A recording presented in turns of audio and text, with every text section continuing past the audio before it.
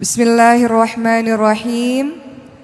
Assalamualaikum warahmatullahi wabarakatuh.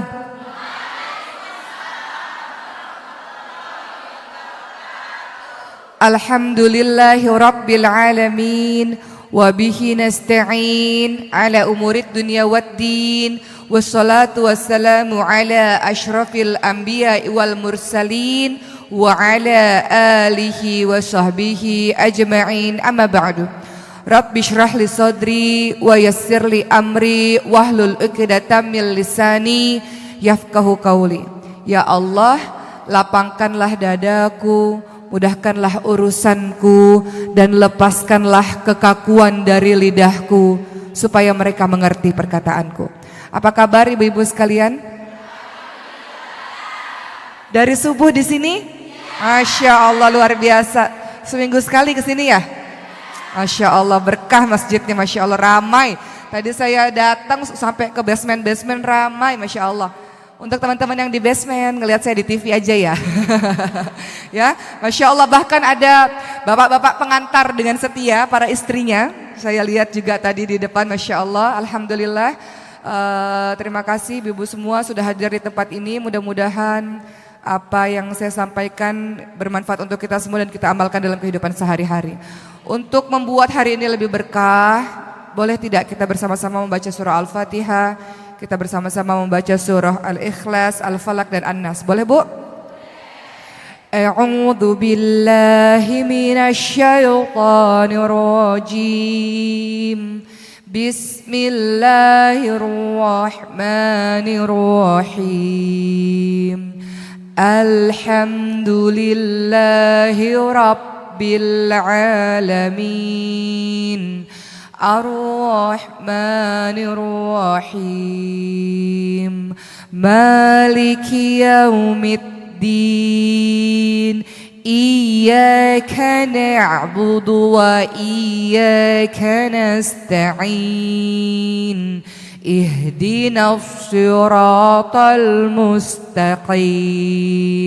Siratal ladzina an'amta 'alaihim ghairil maghdubi 'alaihim waladdallin.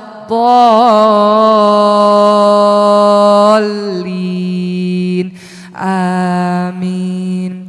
Bismillahirrahmanirrahim.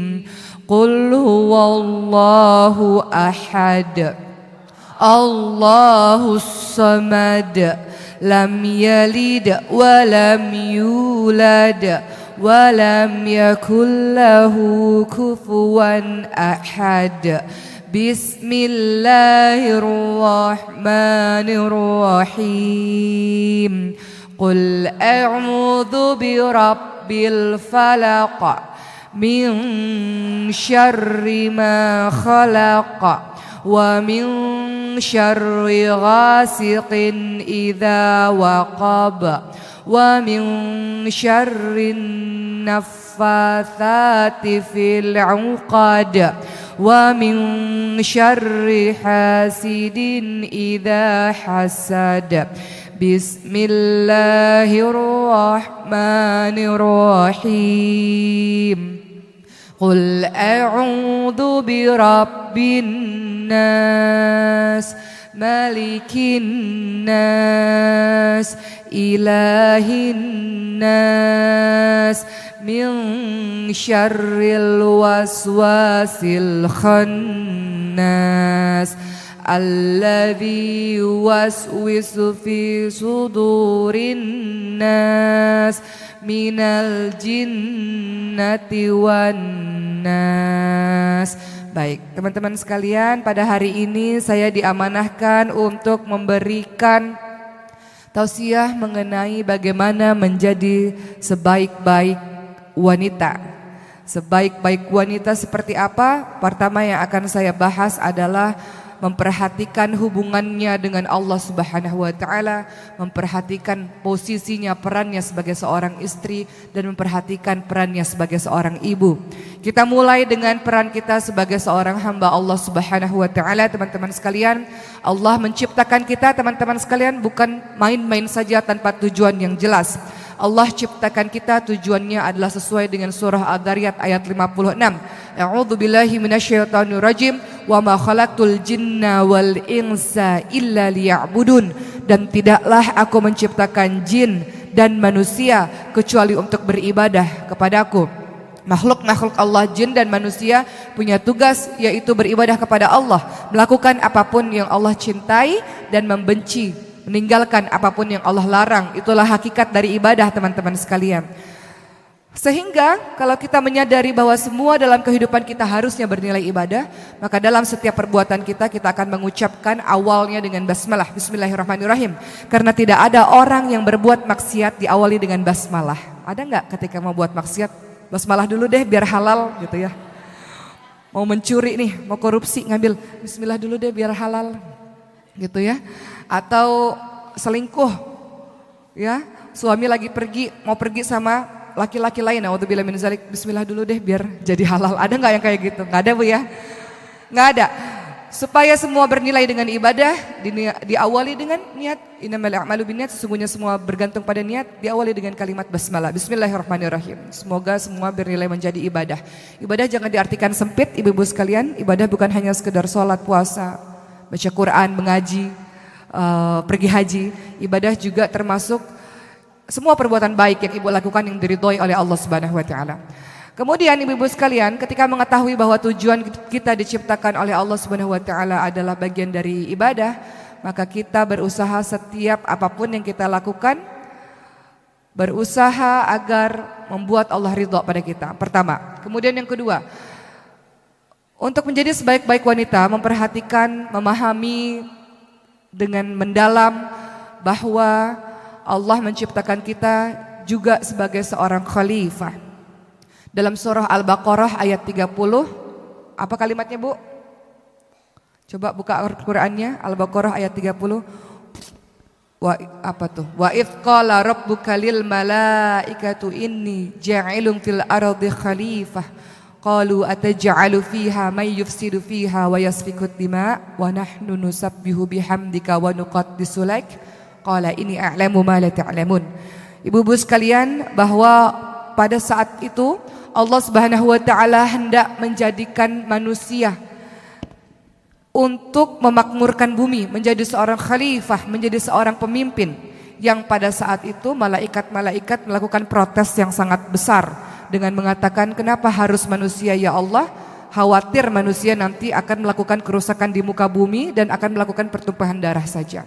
Namun Allah lebih mengetahui dibanding dengan para malaikat-malaikat. Allah hendak menjadikan sebuah ciptaan makhluk yang bernama manusia yang dilengkapi dengan akal, pikiran dan hawa nafsu untuk menjadi wali Allah di muka bumi ini. Harapannya dengan akal pikiran yang dianugerahi oleh Allah kepadanya membuat si manusia ini terus belajar sehingga bisa menjalankan tugasnya menjadi seorang pemimpin yang memakmurkan bumi, mendatangkan kebaikan untuk di muka bumi ini. Jadi tugas kita nggak main-main. Selain untuk beribadah, kita ditugaskan oleh Allah untuk memakmurkan bumi, membawa kebaikan untuk penduduk di bumi ini, teman-teman sekalian. Begitu pula teman-teman sekalian, tugas kita di muka bumi juga bukan main-main. Kalau engkau mengaku hamba Allah, kita sudah diciptakan oleh Allah umat muslim ini sebagai umat terbaik. Makanya ada kalimat kuntum khaira ummah. Kita semua bukan orang biasa-biasa saja. Kita semua diciptakan oleh Allah sebagai umat terbaik. Kalau sudah digelari dengan umat terbaik, maka kita punya tugas berikutnya. Kuntum khaira ummah ukhrijat linnas ta'muruna bil ma'ruf wa tanhauna 'anil munkar.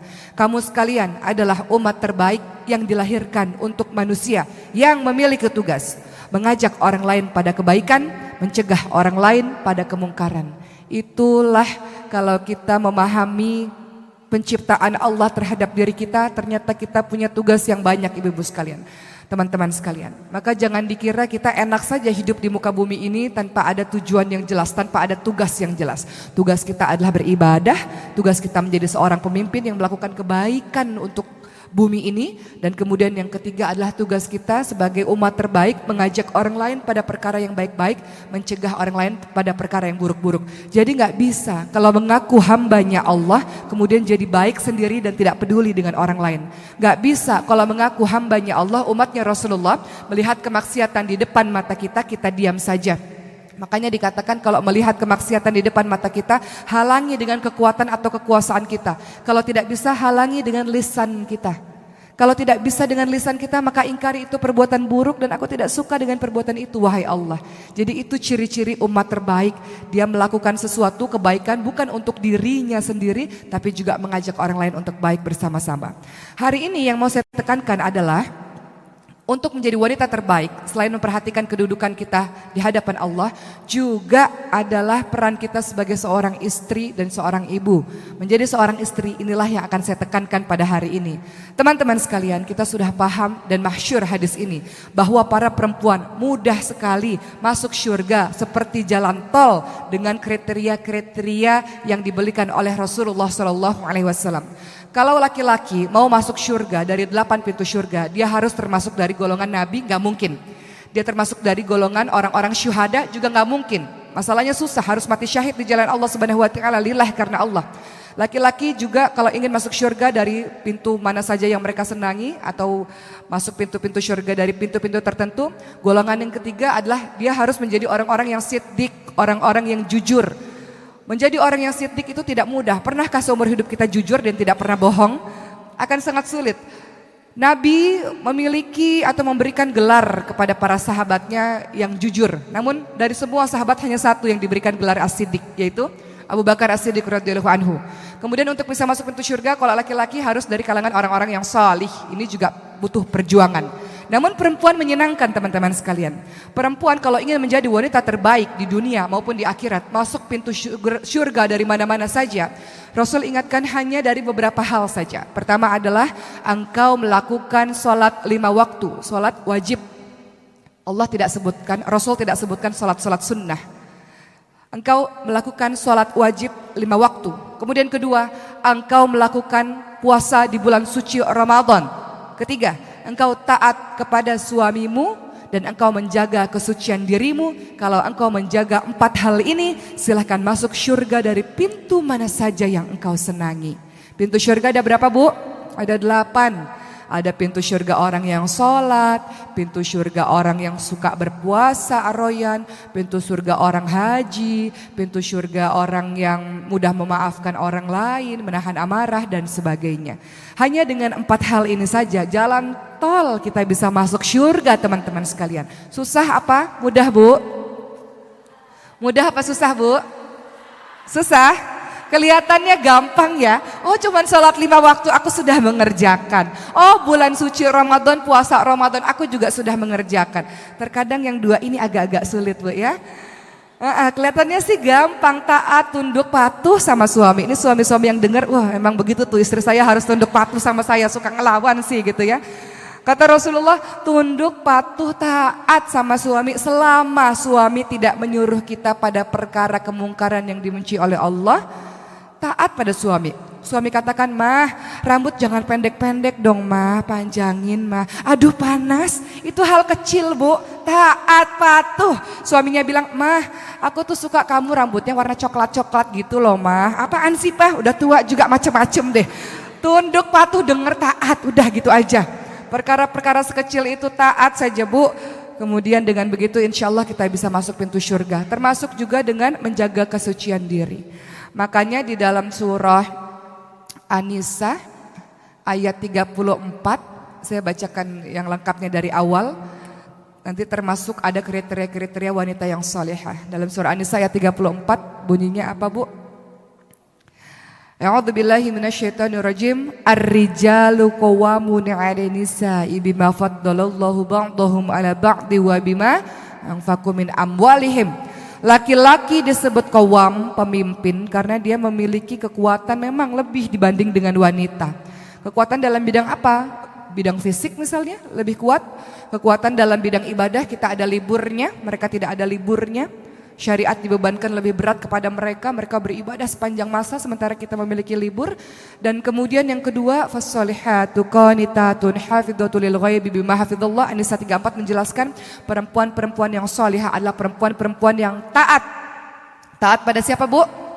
Taat pada Allah dan taat pada suami. Suami bilang di rumah, ya padahal aku pengen keluar, tetap harus di rumah, Bu. Gak boleh sekolah, lanjutin sekolah gak boleh di rumah, tetap harus di rumah. Gak boleh kerja, ya harus di rumah. Apapun yang suami ucapkan, ya memang kita harus mengikuti perintah suami selama tidak melanggar kemaksiatan. Berikutnya, dan menjaga diri ketika suami tidak ada. Menjaga diri, menjaga kehormatan diri, menjaga kesucian diri. Ini adalah ciri dari wanita-wanita yang salihah. Susah tidak, Bu? Menjaga diri, menjaga kehormatan diri ketika suami tidak ada. Setia ketika suami ada, ya memang harus. Tapi setia ketika suami pergi berbulan-bulan lamanya, itu yang hebat, yang bisa dilakukan oleh wanita-wanita yang salihah saja. Kemudian ibu-ibu sekalian, untuk menjadi wanita salihah, selain tadi syaratnya adalah tadi ya salat 5 waktu, kemudian bulan suci Ramadan kita berpuasa, taat pada suami dan menjaga diri ketika suami tidak ada. Berikutnya yang kedua yang harus ibu lakukan adalah sabar. Susah nggak sabar, Bu? Surah An-Nisa ayat 19. Ada adik udah ngerti perkara suami istri. Kencang jawabannya. Sabar. Surah An-Nisa ayat 19. Apa bunyinya? Fa in karihtumuhunna fa asa an takrahu syai'a wa yaj'alallahu fihi khairan katsira. Teman-teman sekalian, ayat ini memang ditujukan kepada seorang laki-laki apabila menghadapi istrinya yang aneh-aneh. Disuruh untuk sabar, tapi juga berkenaan dengan para wanita. Terkadang Allah uji kita bukan dengan yang lain-lain, Bu. Terkadang Allah uji kita dengan rumah tangga kita sendiri atau bahkan orang terdekat kita yaitu suami kita sendiri. Mungkin ujian-ujian lain bisa diatasi, tapi terkadang suami ini kok ngeselin gitu ya. Atau terkadang bapak yang sedang menonton di luar sana, kok istri saya kok ngeselin gitu. Maka bagaimana yang harus dilakukan adalah sabar. Sabar. Bisa jadi ketika engkau tidak menyukai sesuatu ada kebaikan yang banyak pada dirinya.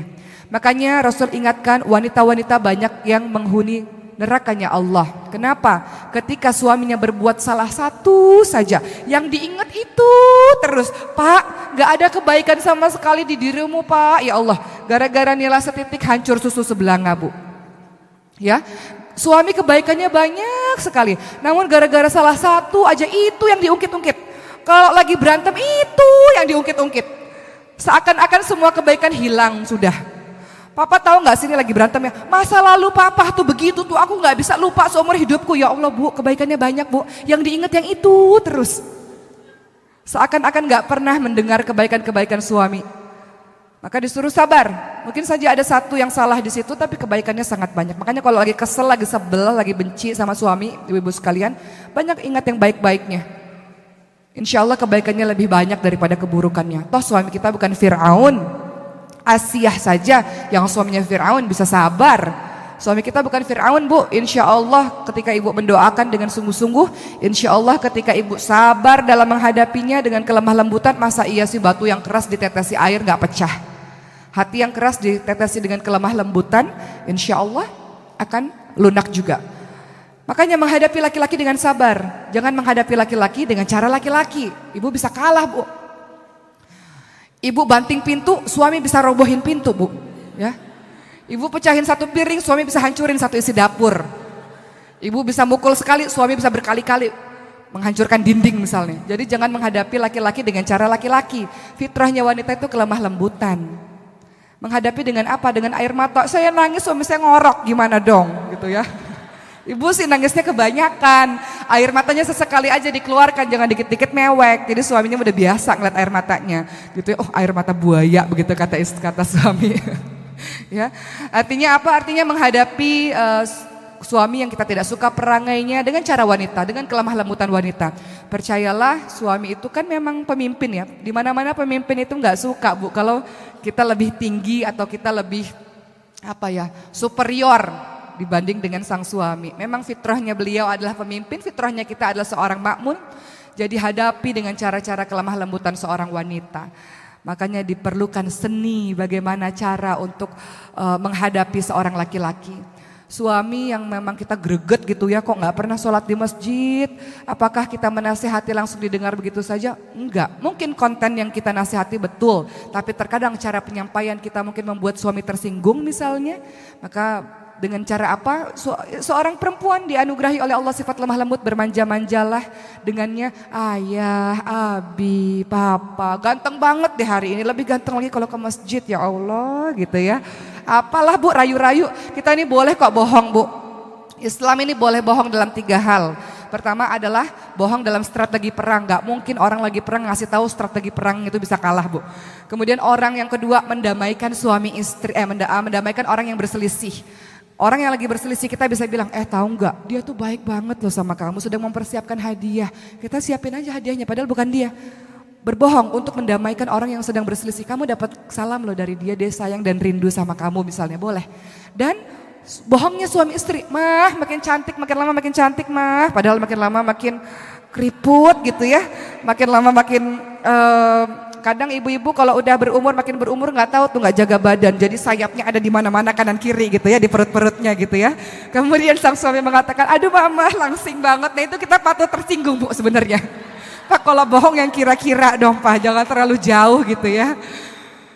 Mama wajahmu bagai rembulan gitu ya. Atau Pak yang bener aja Pak, rembulan itu banyak itunya loh Pak, banyak titik-titiknya ya. Jadi kalau bohong juga harus lihat-lihat situasi, jangan terlalu jauh dari kenyataan, bisa buat orang tersungging gitu.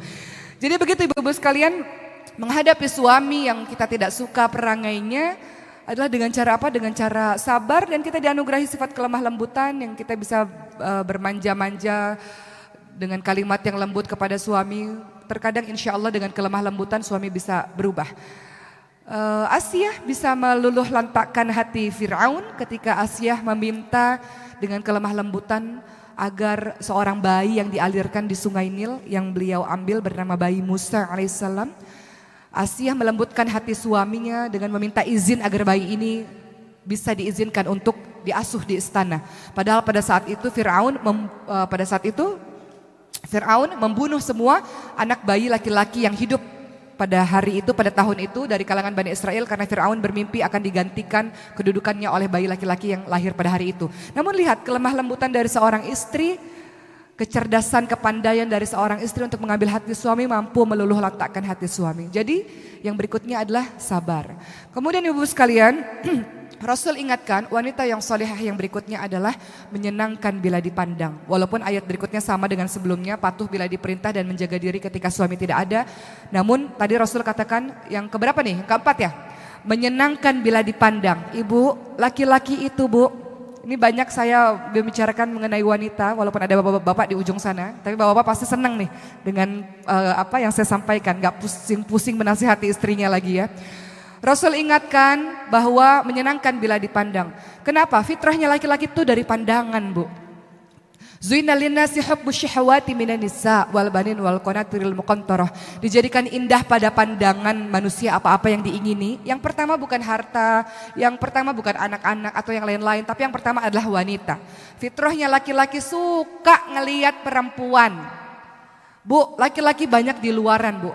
Di luaran dia ngelihat yang seger-seger Bu. Pulang-pulang ke rumah dasteran lagi. Bau dapur lagi.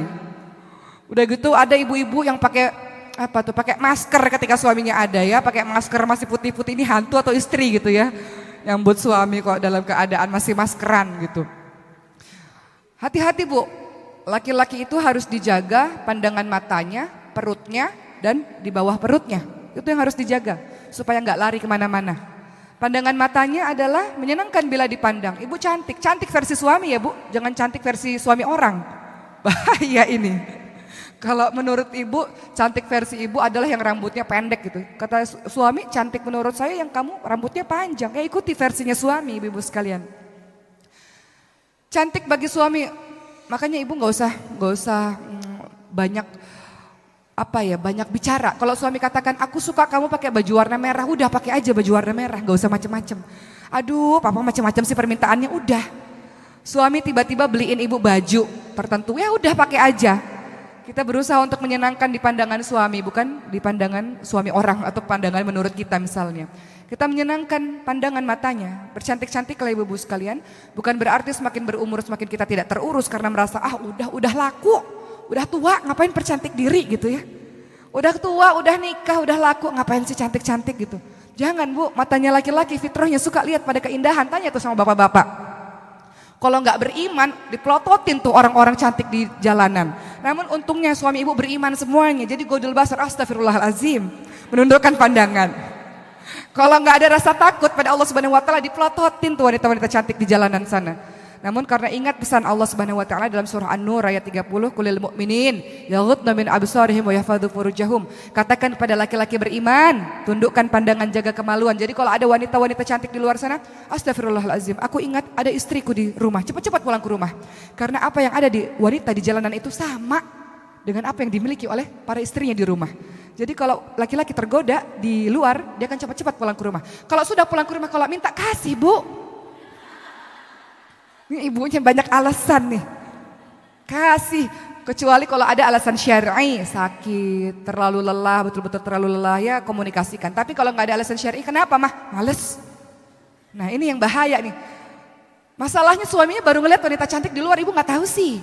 Makanya cepat-cepat pulang ke rumah. Kalau lagi minta ya cepat dikasih. Bahaya kalau enggak ya. Ini ngomong-ngomong, ini saya ngomong sama ibu-ibu semua kan ntar ada anak-anak remaja lagi di sini. Bahaya saya ngomong begini. Seminar pranikah lah ya.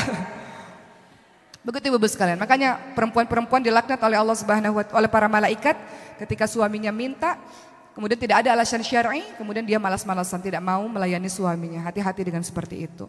Menyenangkan pandangan mata. Terkadang ada juga yang sudah cantik tapi tidak menyenangkan pandangan mata. Kenapa? Karena cemberut terus wajahnya ya Bu. Ya enggak Pak? Yang di ujung sana. Cantik sih cantik.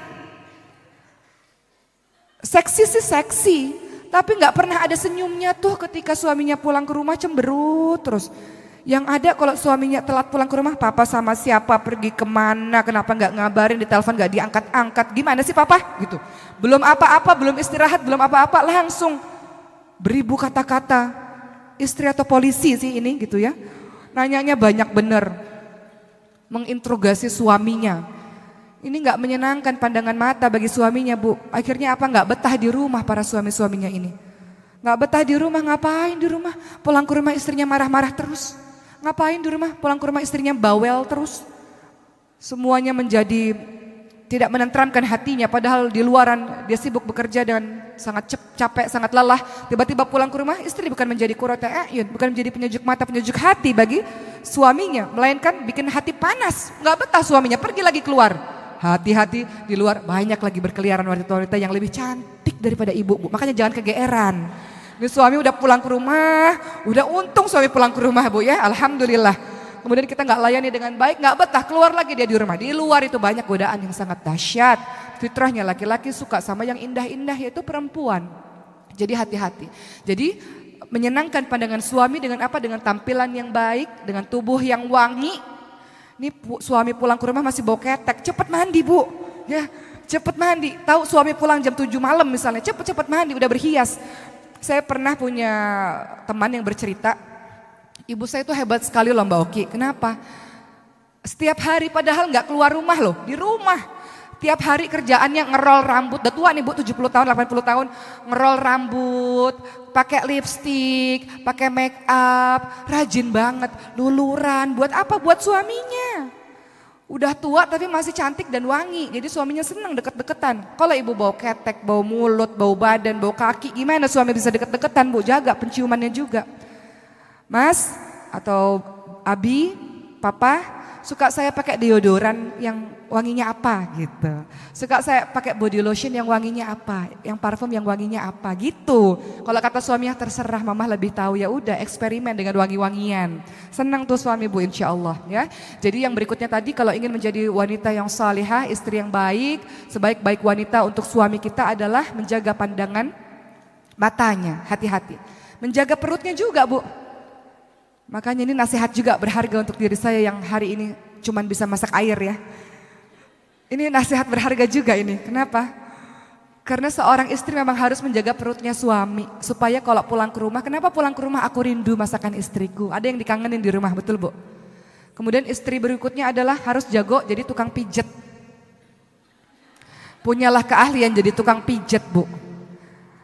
Suami itu nggak mau kalau misalnya kita tanya-tanya, kita korek-korek informasi dari dia, kadang nggak mau cerita. Tapi kalau lagi dipijet, gimana Pak? Keluar tuh kalimat-kalimat yang ingin kita tahu, informasi-informasi yang kita tahu, yang ingin kita tahu dari suami.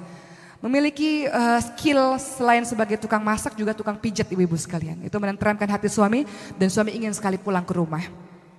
Kemudian berikutnya beberapa akhlak yang harus dimiliki juga oleh seorang istri adalah sebagai libas.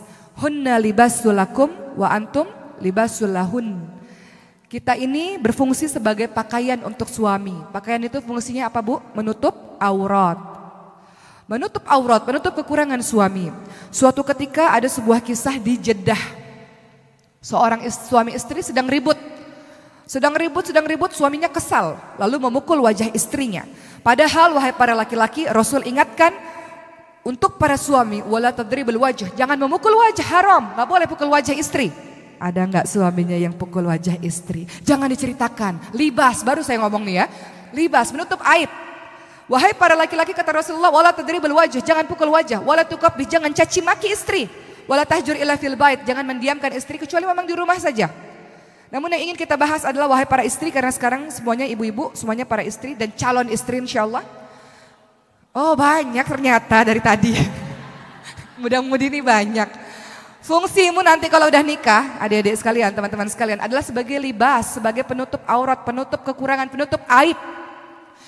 Suami istri yang di Jeddah tadi sedang bertengkar satu sama lain. Tiba-tiba suaminya sangat marah, lalu suaminya memukul wajah istrinya. Istrinya menangis. Lalu apa yang terjadi kemudian? Tiba-tiba di waktu yang bersamaan ada bel terdengar dari pintu rumah. Ketika istrinya membuka dalam keadaan menangis, ternyata orang tuanya istrinya. Orang tuanya bertanya, apa yang terjadi kepadamu wahai anakku? Apa yang terjadi kepadamu wahai anakku? Kalau itu terjadi pada ibu, apa yang ibu katakan pada orang tua ibu sendiri? Ibu, bapak, aku baru saja dipukul sama suamiku. Begitukah, Bu? Jujur, iya atau enggak? Aku baru berantem, itu suamiku itu luar biasa. Tadi masa mukul-mukul saya, makanya aku nangis, Bu. Begitu, Bu? Atau ibu katakan, ya Allah, ibu dan ayah, sudah lama aku rindu. Ini tangis kerinduanku karena berdoa selama ini kok lama gak ketemu ayah ibu. Tiba-tiba Allah kabulkan langsung. Sekarang ayah ibu ada di depan rumah. Tangisan ini, Bu, tangisan kerinduanku dan tangisan keharuanku. Karena Allah langsung mendengar doaku, ibu sampai ada di sini. Masya Allah, saya sangat bahagia sekali. Ibu bilang begitu gak? Bilang gak, Bu? Apa yang ibu bilang? Jujur, bohong dosa loh. Istri yang solihah ini mengatakan begitu kepada orang tuanya, Bu, aku nangis karena rindu sama ibu sama bapak. Suaminya yang mendengar, Masya Allah, baru dipukul, belum ada berapa detik, Bu. Masih sembab, air mata bercucuran. Istri ini bisa-bisanya menutupi kekurangan suaminya, libas. Dia dengar firman Allah, hunna libasul lakum wa antum libasul lahun. Pasanganmu adalah pakaian bagimu. Penutup aib, penutup aurat, fungsimu adalah seperti itu. Makanya istri-istri zaman sekarang yang hobinya main Instagram atau Facebook atau sosial media, sebagian ada yang tidak menjalankan fungsinya sebagai libas. Dia membuat status, nggak tahu statusnya apa itu. Suami yang buruk adalah seperti suami saya, itu terlalu frontal ya. Yang gak pernah kasih nafkah, yang marah-marah aja kerjaannya. Dari frontal sampai yang kode-kode juga ada itu, sama aja itu dosanya. Ya, ngasih kode-kode.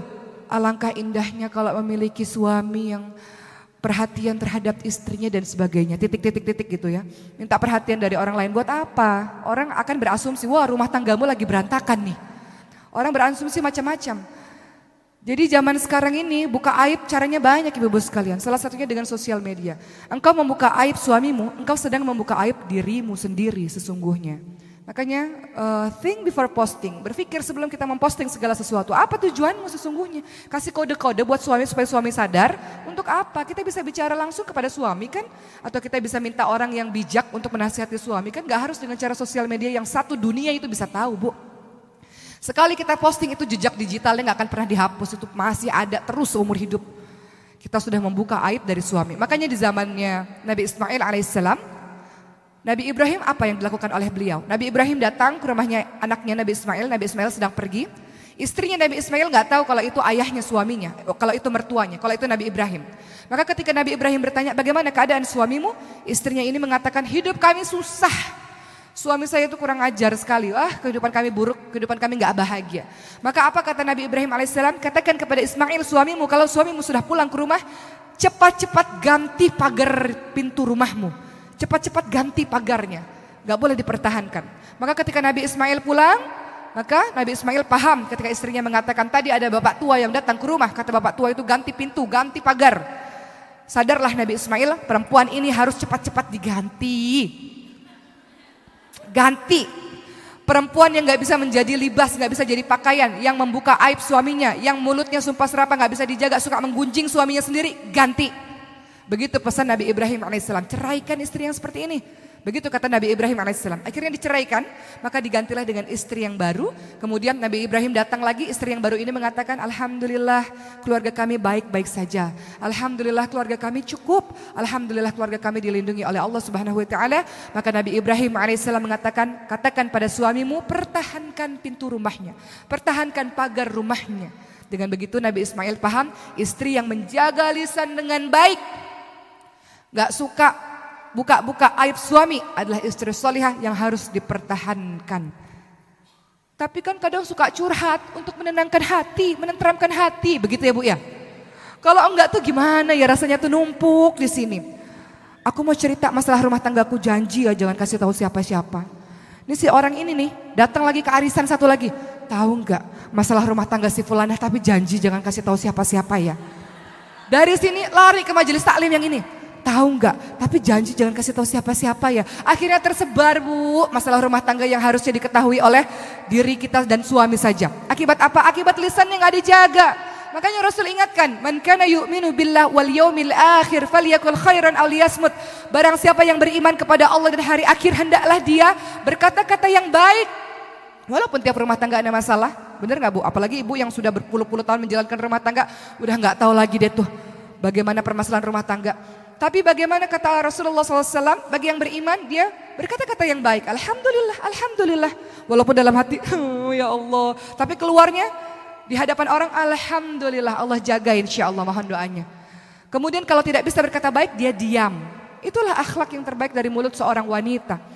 Libas sebagai pakaian, dia menjaga aib suaminya, dia menjaga kekurangan suaminya. Adapun kalau ingin curhat, curhat kepada orang yang bijak. Jangan curhat kepada mantan pacar ibu-ibu sekalian. Aduh, udah ada masalah malah bikin tambah masalah. Gara-gara baru datang reunian, ketemu sama mantan pacar, CLBK, celebek, cinta lama belum kelar, cinta lama bersemi kembali. Hati-hati juga curhat sama ustadz-ustadz. Saya selalu di setiap ceramah saya mengatakan hal yang demikian. Boleh nggak curhat sama ustadz? Boleh, tapi yang ringkas, padat, jelas. Jangan ibu curhat sepanjang hari, berjam-jam, telepon-teleponan. Akhirnya, selanjutnya terserah Anda. Ibu sih yang mulai goda-goda duluan. Jadi ibu datang ke pengajian, ya Allah ustadz itu keren banget ya, Masya Allah. Karismatik ya Allah. Giliran ustadznya sibuk dakwah, gak balas SMS ibu, ibunya baper. Hati-hati, ini bahaya ini. Makanya kalau seandainya kita memiliki masalah atau segala macam, curhat pada sesama perempuan atau sama laki-laki gak apa-apa, tapi singkat padat jelas. Betul-betul memang niat kita ingin meminta jawaban, bukan yang aneh-aneh. Karena syaitan itu bisa masuk dari pintu mana saja ibu sekalian. Syaitan itu bisa menggoda secara halus kita. Kenapa saya ngomong begini? Karena banyak kasusnya yang cerita pada saya. Saya datang ke kajian, kenapa ustadznya ganteng banget, karismatik banget. Nah itu bahaya. Jadinya gimana, godul basor tapi dengar suaranya udah deredek gitu. Nah itu bahaya juga, nggak usah datang kajiannya kalau gitu. Ya, ganti ustadz lain atau ganti pengajian lain. Hati-hati, cara syaitan macam-macam. Kemudian apalagi yang kita lakukan sebagai seorang istri kalau ingin menjadi seorang wanita terbaik, istri terbaik yang bisa masuk surga dari pintu mana saja selain menjadi libas, selain sabar tadi, selain menjaga pandangannya suami, selain taat pada suami dan menjaga diri ketika suami tidak ada beberapa hal yang harus ibu tidak boleh lakukan. Dalam surah Al-Hujurat ayat 12 disebutkan, ya ayyuhalladzina amanu jtanibu katsiran minadh-dhon inna ba'dadh-dhoni itsmun wa la tajassasu wa la yaghtab ba'dukum ba'dha. Wahai orang-orang yang beriman, jauhilah kebanyakan dari prasangka. Karena sebagian dari prasangka adalah dosa. Jangan suuzon, Bu. Kadang ibu suka suuzon, suka ngecek-ngecek handphone suami. Suami lagi ke kamar mandi, ini kesempatan bagi saya untuk mengecek, dia SMS sama siapa ya? Gitu. Kan begitu kadang, suuzon aja bawaannya. Suuzon itu capek gak, Bu? Capek. Yang capek siapa? Kita. Ya sudahlah, yang terlihat di pandangan mata kita saja. Kalau tak terlihat di pandangan kita, dia melakukan dosa, itu dosanya kepada Allah Subhanahu wa taala. Tugas kita adalah menjadi istri terbaik, melayani dengan sebaik-baiknya. Jangan kemudian kita suuzon, berprasangka buruk terus-menerus. Kemudian yang kedua, biasanya perasaan buruk terus-menerus diikuti ayat tersebut mengatakan wala tajassasu, jangan engkau cari-cari kesalahan. Biasanya ini terjadi pada usia-usia pernikahan yang muda, yang awal-awal. Sudahlah suuzon, terus cari-cari kesalahan suaminya. Dilihat tuh, semua Instagram, sosial media, Facebook suaminya dilihat. Tahun 2018 dia bergaul sama siapa? 2017, 2016, 2015, 2014 sampai awal Instagram buka tuh kapan sih? 2000-an misalnya. Dia ternyata berteman sama ini. Oh ternyata ini temannya cari-cari kesalahan. Buat apa capek-capek? Itu sosial media dicek-cek terus menerus, DM dicek-cek terus menerus. Sama siapa? Sama siapa? Aduh. Kita cari-cari kesalahannya, sudahlah. Kalau di pandangan mata kita baik, insya Allah kita mendengar semua perkara yang baik-baik, insya Allah ya sudah. Kenapa kita sibuk untuk cari-cari kesalahan suami kita? Kecuali jelas ada buktinya. Beda. Kecuali jelas ada buktinya, kita lihat dengan mata kepala kita sendiri, buktinya memang sudah betul-betul nyata, itu lain hal. Tapi kalau masih prasangka, masih sibuk-sibuk cari kesalahan, untuk apa? Tugas kita banyak, tugas ibu rumah tangga banyak. Bener gak? Capek, pusing ngurusin yang gitu-gituan. Sementara ini baju belum dicuci, ini baju belum disetrika, ini rumah masih kotor, ini masakan belum dimasak dan sebagainya. Masih banyak hal-hal yang harus kita kerjakan di rumah kita, Bu. Kemudian yang ketiga, jangan wala tajassasu wala yaghtab ba'dukum ba'dha. Al-Hujurat ayat 12 menyatakan jangan engkau menggunjing. Ini kembali kepada ayat sebagai libas tadi. Jangan engkau menggunjing. Ada ibu-ibu yang mulutnya memang gak bisa dijaga ini. Memang mulutnya memang suka curhat. Makanya yang paling baik adalah untuk perempuan banyak-banyak di rumah. Giliran udah ketemu sama banyak orang, boleh gak sih keluar rumah? Boleh, tapi jangan kebanyakan. Pah, mau kajian? Boleh. Kajiannya kapan? Pagi, siang, sore, malam. Itu kebanyakan. Kajian sih boleh kajian, tapi kalau kajiannya udah kebanyakan bahaya ini. Arisan boleh. Arisannya kapan? Pagi, siang, sore, malam. Minum obat apa arisan nih? Hati-hati, semakin banyak engkau keluar rumah, semakin punya kesempatan engkau untuk bergunjing. Kenapa? Perempuan ini memang dianugerahi oleh Allah ini banyak bicara dibanding laki-laki. Sehari ibu mengeluarkan 20.000 kalimat kata, laki-laki mengeluarkan sehari 7.000 kata. Makanya jangan heran ibu SMS panjang-panjang, suami cuma bilang oka, iye, bahkan iya aja nggak lengkap ya, iye gitu, atau sip, SIP, atau cuma tanda jempol gitu. Ibu SMS panjang-panjang jawabannya begitu, memang gitu fitrahnya. Jadi hati-hati, menggunjing salah satu yang membuat kita senang bergunjing kalau kita punya kesempatan berkumpul dengan berbagai macam orang setiap saat. Sehingga mudah kita untuk bergunjing teman-teman sekalian. Makanya dalam surah Al-Ahzab ayat 33 disebutkan waqarna fi buyutikunna, bahwa tempat terbaik bagi seorang wanita adalah di rumahnya sendiri. Di rumahnya sendiri. Jadi jadilah wanita-wanita yang betah di rumah. Boleh keluar rumah? Boleh dengan alasan yang syar'i, dengan izin dari suami. Namun ketika keluar rumah banyak mengandung dosa yang kau tinggalkan.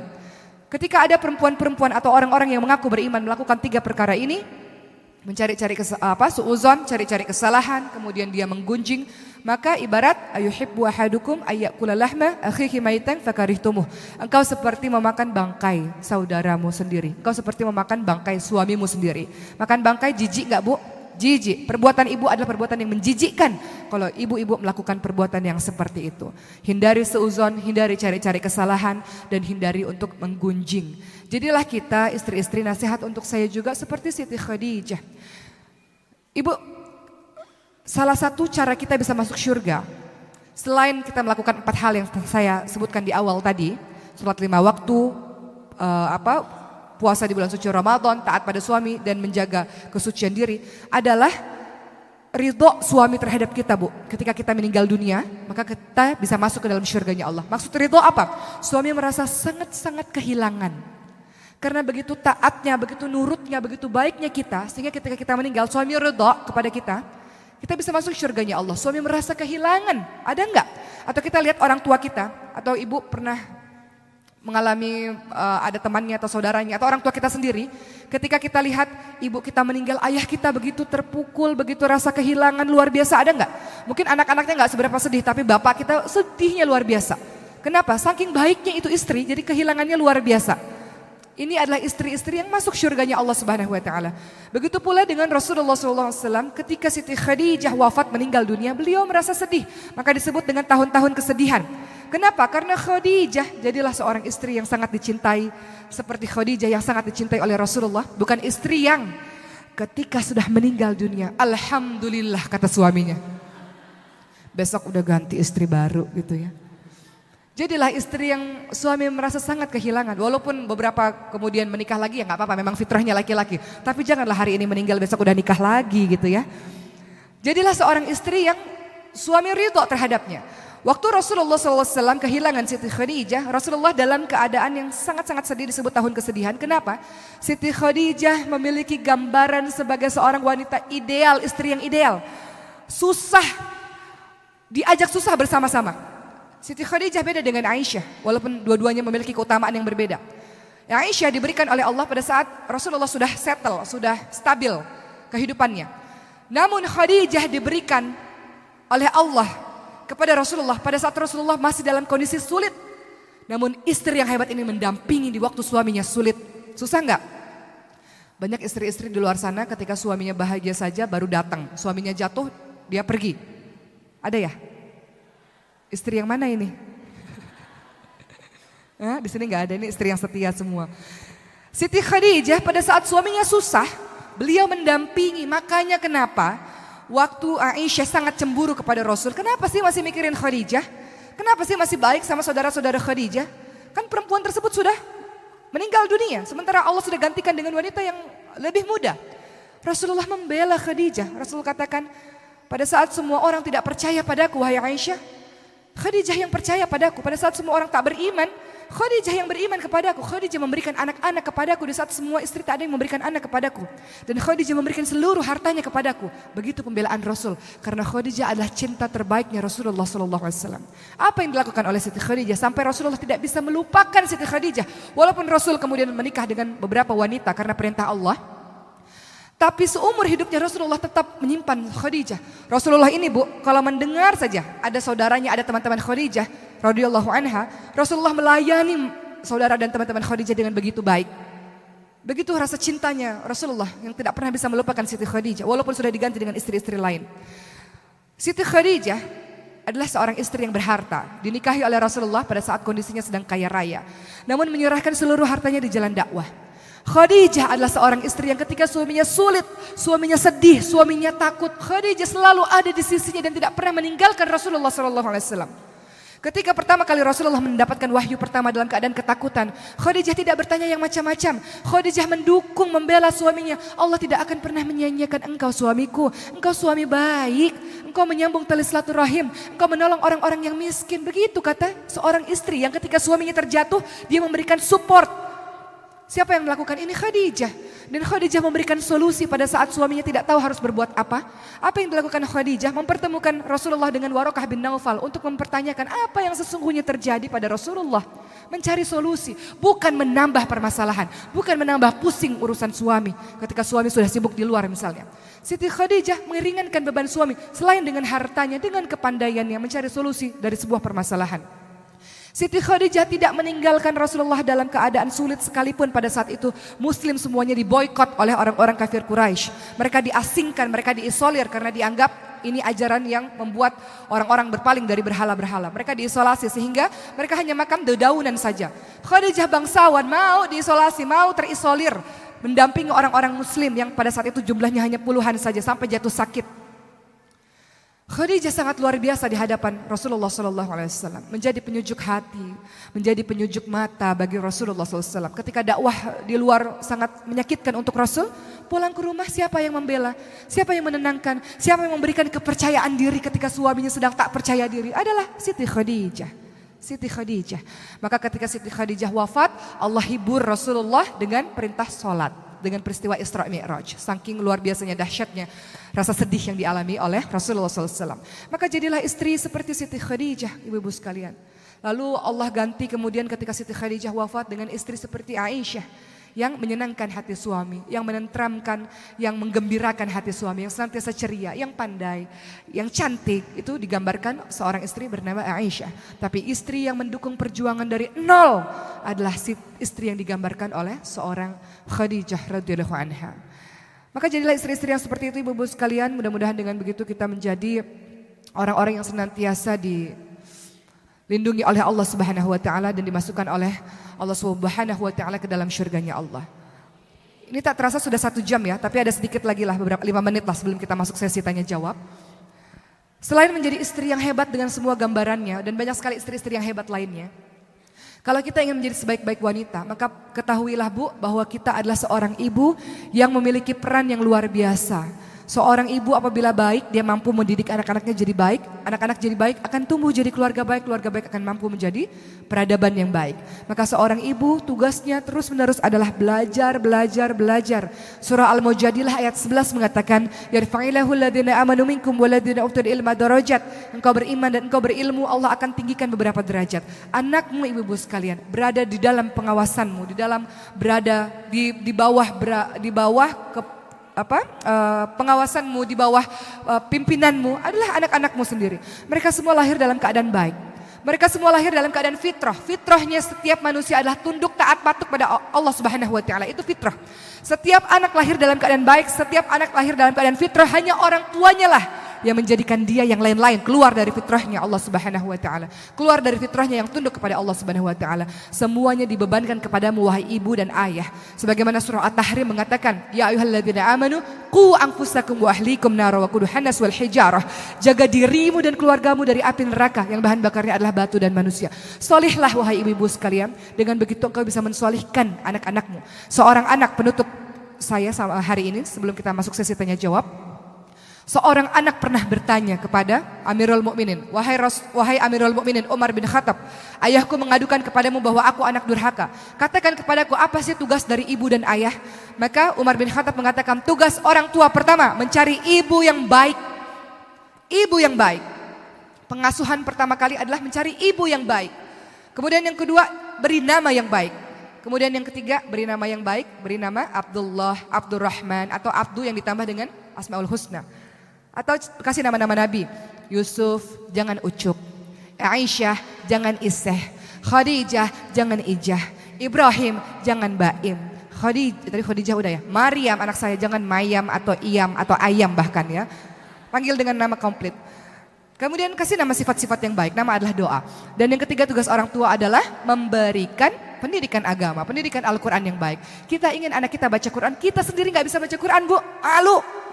Dari sekarang yang harus dilakukan, jangan banyak dengar lagu yang tak berfaedah, banyak baca Quran, belajar tahsin, hafalin ayat-ayat suci Al-Quran, karena kedudukanmu di hari akhir nanti tergantung dari ayat mana yang kau baca, seberapa banyak ayat yang kau baca. Kata Allah, naik, bacalah dengan tartil, akhir kedudukanmu di surga tertinggi nanti sesuai dengan berapa banyak ayat yang engkau hafalkan semasa di dunia.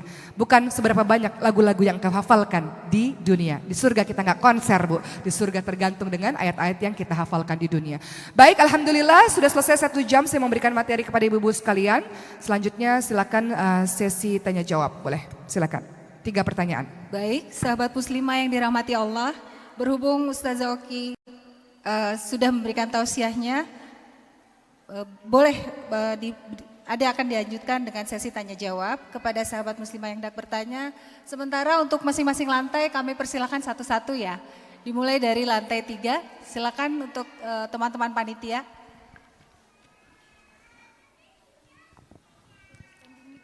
Langsung ke standing mic aja ya.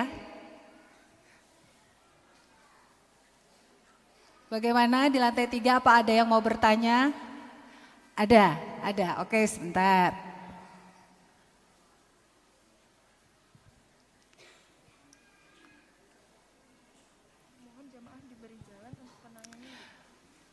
Kepada para sahabat muslimah yang akan bertanya, tolong diberikan jalan. Iya, terima kasih. Sip.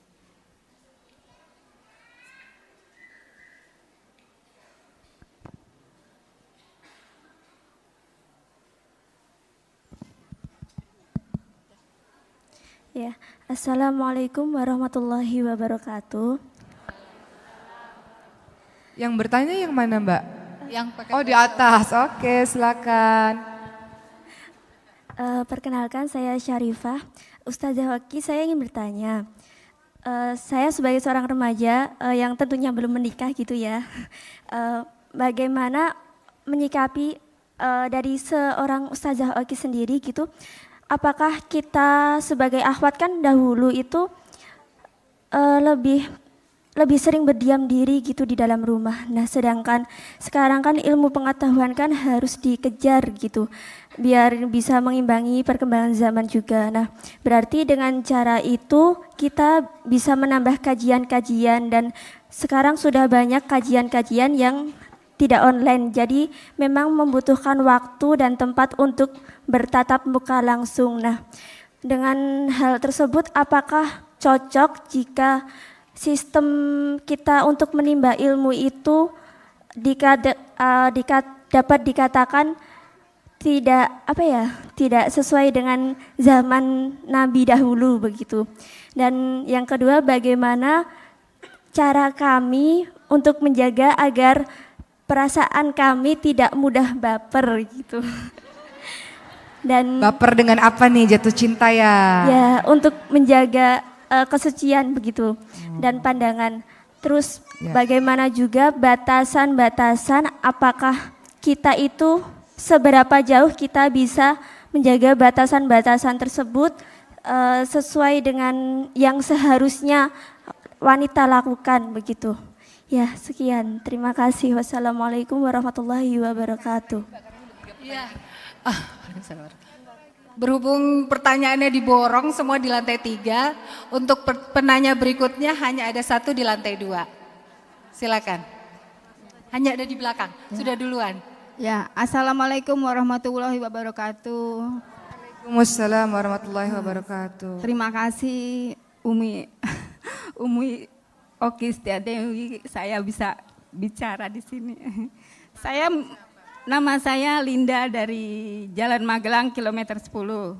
Ya, pertanyaan saya begini, kita kan harus mengikuti dari suami, bagaimana suami menuruti semuanya aturan ataupun petuah dari suami, jadi kita jadi pedoman. Tapi bagaimana kalau kita mendidik anak tapi tidak seiring sejalan dengan pemikiran suaminya kurang memberi dukungan kita dalam mendidik anak, tapi suami sepertinya tidak seiring sejalan, bahkan boleh dikata mendekati kurang peduli begitu. Boleh. Mana saya mohon minta. Boleh dikasih contoh spesifik Bu, misalnya ibu ingin apa, suami ingin apa gitu. Sepertinya saya mengajak anak-anak saya untuk ikut tausiah ataupun mengaji. Tapi kalau suami saya tidak apa-apa, nanti juga sadar sendiri, dirinya juga bisa menjalankan sendiri.